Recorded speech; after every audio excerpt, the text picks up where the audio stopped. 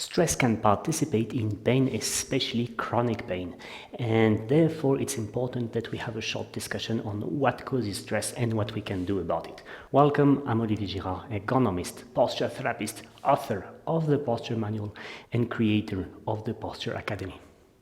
I'm a specialist of human biomechanics. That's why this video is probably unique in the sense that I will not speak much more about stress after that, but still it's important.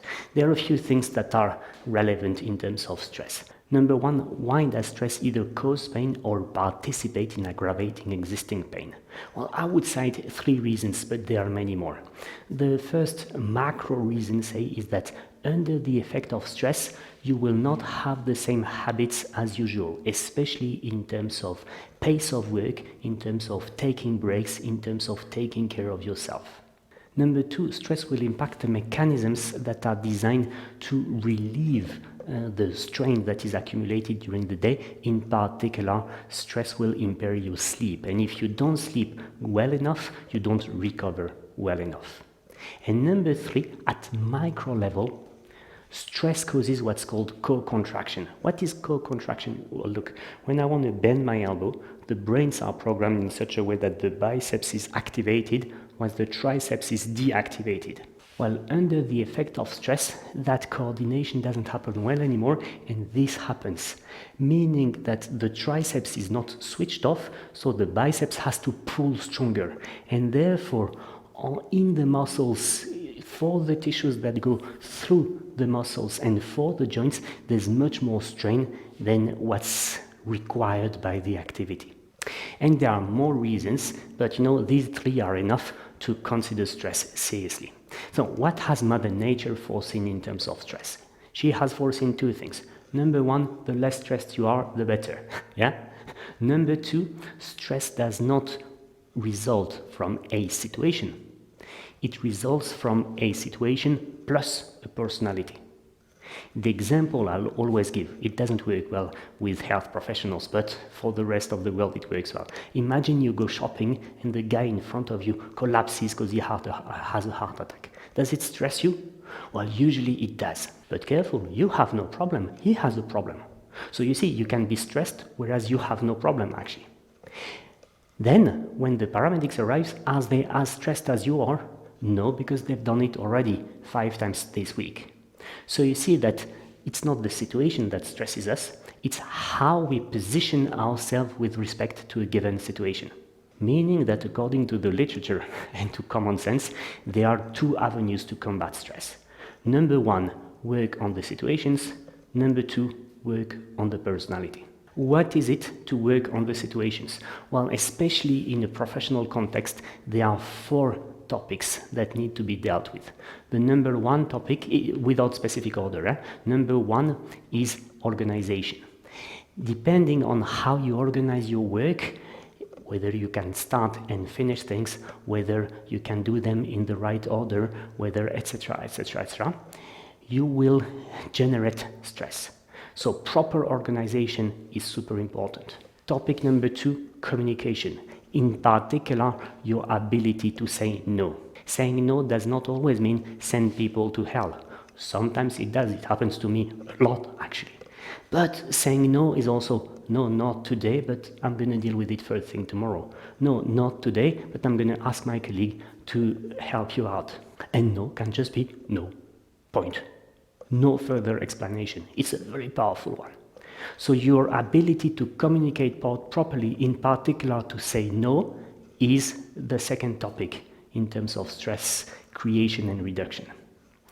Number 3, education. Why? Well, simply because how to organize yourself and how to communicate are things that can be learned, and also because we need to be competent for doing our jobs.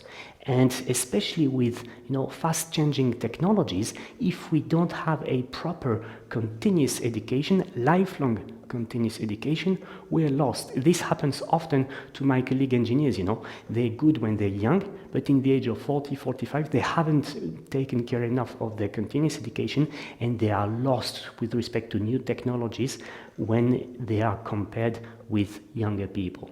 And the number 4 topic in terms of stress is values. Values is your compass, Values are things that are into you and that will guide your decision-making process. When your values are compromised, you're in a state of permanent tension because, it's like a rape from within. This is something that we hear a lot. Nurses complain about. They tell us, I've not chosen my job to fill in Excel sheets. I've chosen my job to care for the people. And with the new scientific management in the hospital system, we don't have time to care for our patients anymore because we're overloaded with useless administrative tasks. So these are the 4 topics you need to invest energy in if you want to prevent and reduce stress in terms of the avenue of situations. The avenue of personality is shorter. It's, basically learn how to be more pragmatic, learn how to take distance from the things, detach yourself. This is a short summary of the literature.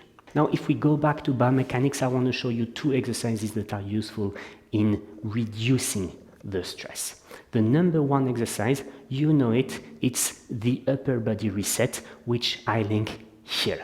Yeah? The second exercise is an exercise to create strain, but we're not going to create strain everywhere.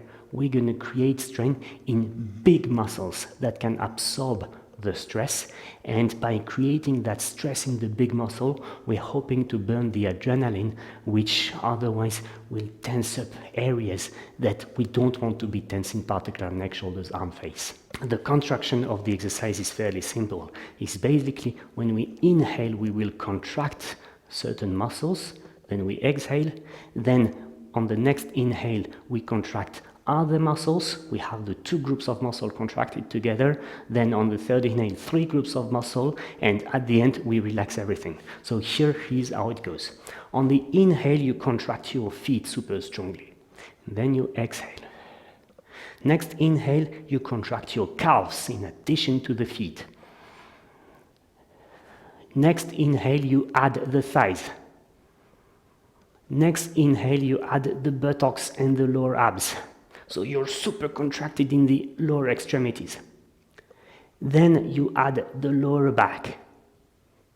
Then next inhale, you add the mid back. I go a bit fast for the video, but do it slowly. And you see that you're super contracted from all your back, buttock, legs, everything, but your arms are completely relaxed.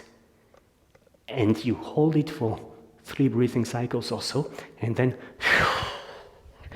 you relax completely. You do it 3-4 times, and you'll see it has an important effect in terms of relaxing you. That was my first and probably last video on stress. I hope you enjoyed it. Take care of yourself.